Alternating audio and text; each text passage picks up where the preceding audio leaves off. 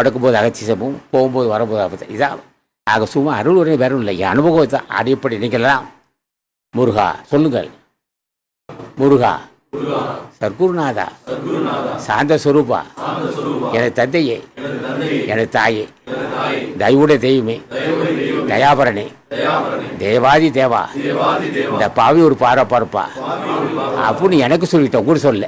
ஆனால் இப்போ நான் கூட சொல்லுவேன் முருகா அடியனை ஒரு பாரப்பான்னு சொல்லுவோம். ஆனால் நான் சொல்லும் போது நான் பாவிதான் என்பது உனக்கு தெரியும் எனக்கு தெரியும். ஆகவே நீ பெற்ற பேரின்பத்தை அடியன் பெற வேண்டும். எப்போது இளமையாக இருப்பாய். நான் இளமையாக இருக்க விரும்புகிறேன். ஏன்னா அவ்வளோ இருக்கும். ஏன்னா புது மனுஷனாக்க குழந்தையா இருப்பான். அப்படியே வளர்ந்துக்கிட்டே வருவான். அப்புறம் தளர் வரும்.